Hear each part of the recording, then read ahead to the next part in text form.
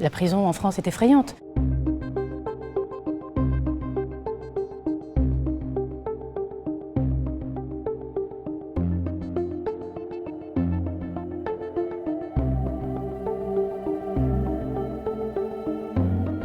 Le député a le droit, depuis les années 2000, de se rendre inopinément dans n'importe quelle prison de France ou d'outre-mer. On arrive, on se présente, mais immédiatement les portes nous sont ouvertes et on peut effectivement demander à ouvrir n'importe quelle cellule et aller dans n'importe quel endroit de la prison.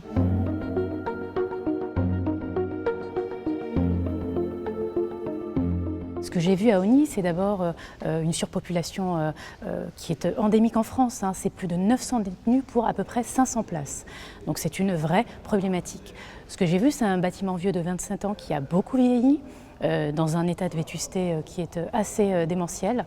Et puis évidemment, c'est la difficulté de travail du personnel au quotidien qui sont en sous-effectif. Je crois qu'il y a 30% d'absentéisme et c'est énorme. La dégradation des lieux et de toutes les prisons en général est liée au problème principal de la prison, c'est le fait qu'elle soit surpeuplée. Si on règle ce problème, on aura déjà fait un grand pas de manière à régler les autres difficultés de la prison.